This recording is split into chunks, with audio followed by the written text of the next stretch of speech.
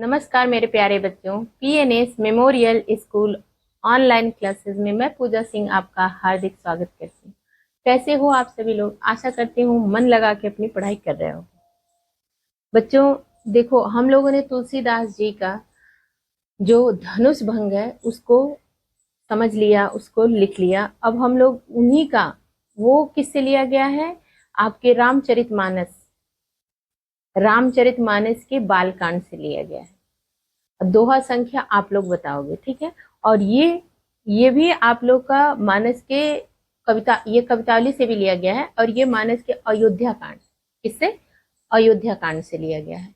तो ये वन पथ पर है, जब श्री रामचंद्र जी, सीता जी और लक्ष्मण जी वन के रास्ते में है, तो उसमें सीता जी को क्या परेशानियां आती हैं वो इसमें है। ठीक, तो चलो देखते हैं, इसके लाइनों का अर्थ समझते हैं और क्या क्या उनको परेशानी क्या होता है वो देखते हैं इसमें क्या है। तो देखो, एक एक शब्द का अर्थ लिखते चलना तुम लोग, ठीक है? जो भी नहीं समझ में आएगा मैं यहाँ पे बताती रहूंगी, आप लोग लिखते चलना। तो देखो, पुरते निकसी रघुवीर बधु। पुरते तो कहाँ से?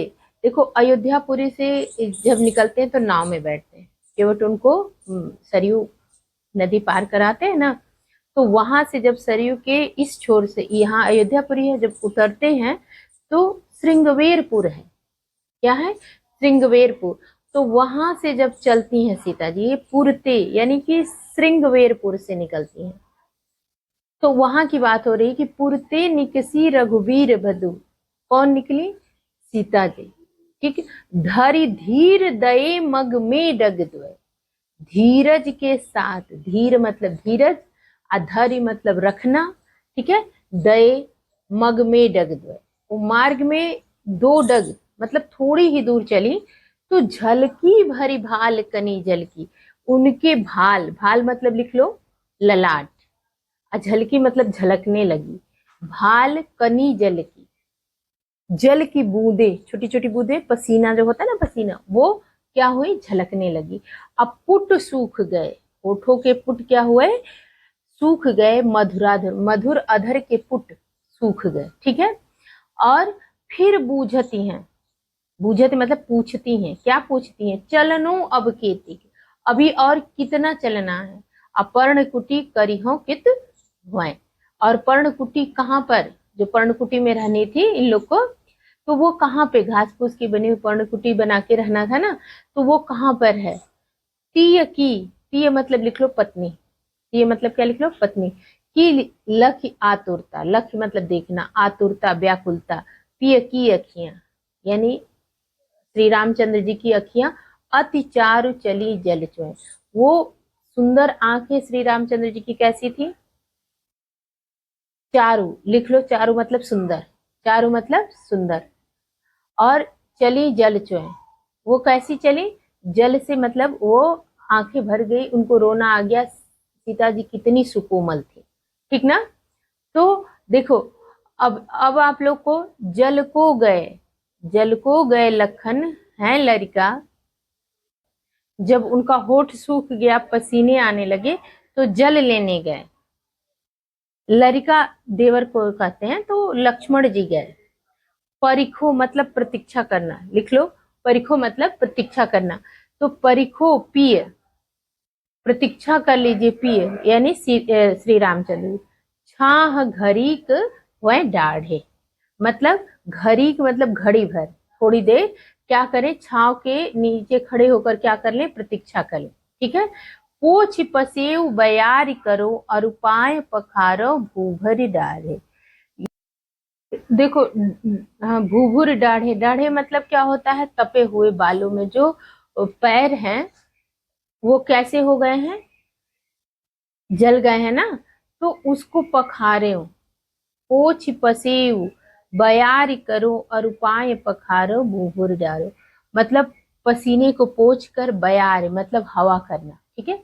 अभी तो हम लोग कूलर एसी पंखे में रहते हैं, अब जब वन के रास्ते में चलोगे तो वहां पे नहीं तुमको कूलर पंखा एसी मिलेगा, तो वहां पे कैसे? बयार हवा करना, ठीक है? बयारी मतलब हवा। तो करो अरुपाय पखारो भूभ, और कह रही है कि आपके पाँव को प्रक्षालन धो देती हूँ। भूभुरी मतलब बालू, दाढ़े मतलब तपे हुए बालू से जो पैर आपका है उसको, उसका प्रक्षालन कर देती हूँ, धुल देती हूँ। तुलसी रघुबीर प्रिया श्रम जान के, तुलसीदास जी कहते हैं कि रघुबीर की प्रिया यानी सीता जी के श्रम को जान के बैठ विलंब लो कंटक काढ़े, मतलब क्या करते हैं कि बैठ जाते हैं और जो कंटक उनके पैरों में क्या है, कांटे पत्थर चुभे हैं, उसको काढ़े मतलब निकालना होता है, तो जो पैरों में कांटे चुभ गए हैं उसको निकाल रहे हैं।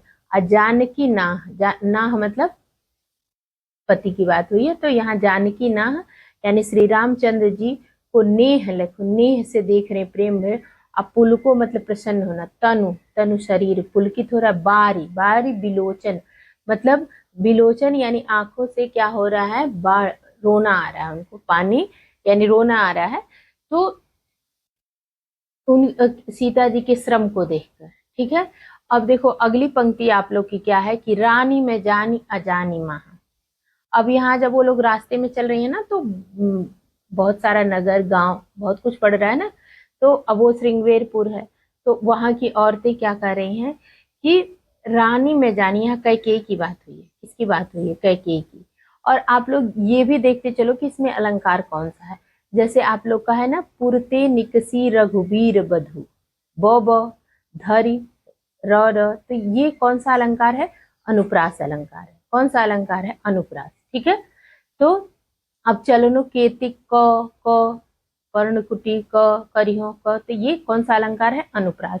तो जब भी आप लोग अलंकार काव्य सौंदर्य में तो अलंकार डालना, तो अनुप्रास अलंकार डालना, ठीक है।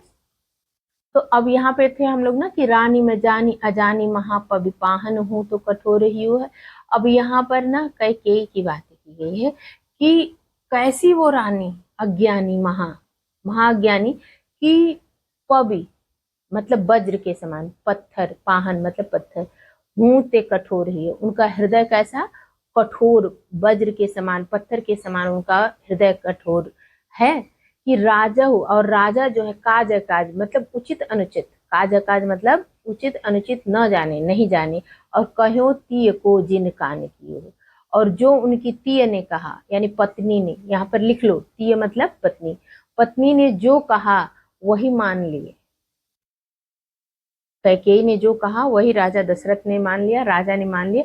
ऐसी मनोहर मूर्त ये श्री रामचंद्र जी सीता जी और लक्ष्मण जी की इतनी मनोहर, इतनी मन को हरने वाली, यानी मन को पसंद करे, मन को ही चुरा ले, मनोहर मूर्ति को देखकर बिछुड़े कैसे, इनके प्रीतम लोग कैसे इनसे बिछुड़ के हैं, ठीक है।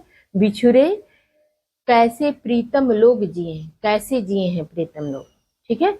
आखिन में सखे, जैसे बहुत कोई हमको प्यारा होता है ना, तो हम कहते आंखों में बस गया हमारे, तो ऐसे ही ये मनोहर मूर्ति, ये श्री रामचंद्र जी लक्ष्मण जी सीता जी, ये आखिन में सखी, ये तो सखी आखिन में, राखिबे जोग रखने योग्य है, आंखों में बसाने योग्य, इन्हें किमिकै बन, कैसे इनको वनवास दे दिए, इन्हें किमिकै बनवास, इनको वनवास कैसे दे दिए, इतनी मनोहर मूर्ति कैसे वन में जाके रहेंगे, इतने सुकोमल इतने सुंदर इतने मनोहर, ठीक है।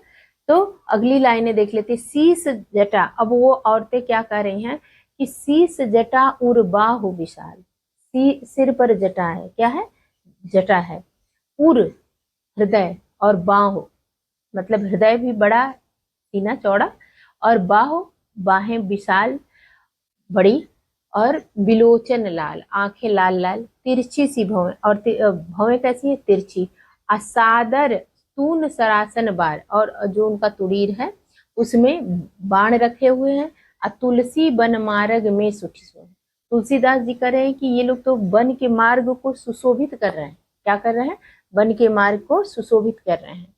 असादर 12 बार सुभाए, और आदर के साथ 12 बार करे कि ये सुभाए चित्ते मतलब चित्त को लुभायमान हो रहे, चित्त को बहुत पसंद आ रहे हैं, और तुम तो हमरे मतलब तुम्हारे ही चित्त को नहीं, ये तो हमारे भी मन को मोह ले रहे हैं, चित्त को बहुत मतलब भा रहे हैं, पसंद आ रहे हैं, ठीक है। तो ऐसे पूछत ग्राम बधु, वो गांव की बधुएं जो हैं श्रृंगवेरपुर की, तो पूछत ग्राम बधू सिय से, गांव की बधू पूछती है कहो सांवरे से सखी रावरे को है, ये सांवले से जो है वो तुम्हारे कौन लगते हैं। रावरे, रावरे मतलब तुम्हारे ये कौन लगते हैं जो ये सांवले से हैं। शीस जटा उर बाहु विशाल, सिर पर जटा है और उनका हृदय और बाहें विशाल है, बिलोचन लाल है, आंखें लाल है, तिरछी सी भौएं, तून सरासन बाण धरे। और क्या है, उन्होंने बाण रखे हुए हैं, तुलसी बन मार्ग, और तुलसीदास जी कहते हैं बन के मार्ग में सुठी सोहे, सुठी, सुठी मतलब लिख लो तुम लोग, सुठी मतलब अच्छी तरह से शोभायमान हो रहे हैं, शोभित हो रहे हैं। सादर बारह बार सुभाय चिते, आदर के साथ बार बार, ठीक है, 12 बार चित्त को, मन को, तुम्हारे मन को नहीं हमारे भी चित्त को कैसे कर रहे हैं, हमारे भी चित्त को सुभाए मतलब मन को मोह ले रहे हैं। ठीक, केवल सीता जी के नहीं, हम सारी जो गांव की औरतें थी उनको, तो गांव की बधुएं क्या पूछ रही हैं, कहो सांवरे से, सीता जी से करिए जो सांवले से हैं, सखी रावरे को तुम्हारे कौन है। ठीक, अब ये प्रश्न करती है, तो ये इस प्रश्न का उत्तर देखो, सीता जी कितनी सयानी है, कितने वो से इनके प्रश्नों का उत्तर दे रही है।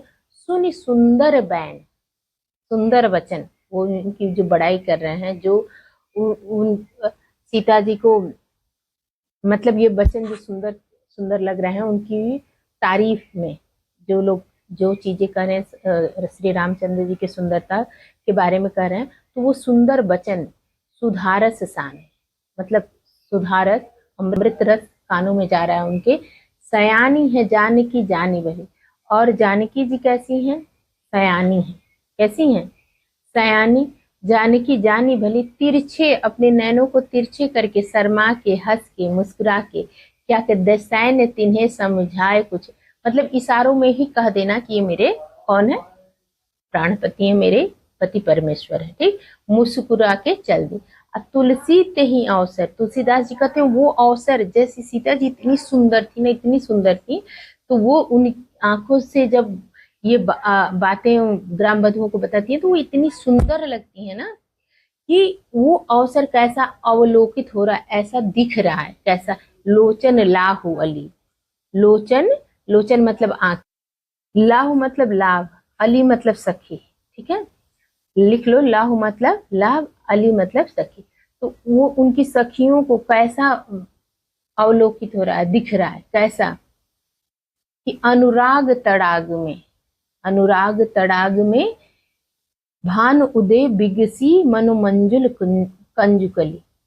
अब जैसे प्रेम रूपी तालाब, अब देखो यहाँ रूपक अलंकार है, ठीक, अब मनो आया है उत्प्रेक्षा अलंकार, मनु मानव जन जानव आए तो कौन सा अलंकार होगा, उत्प्रेक्षा अलंकार।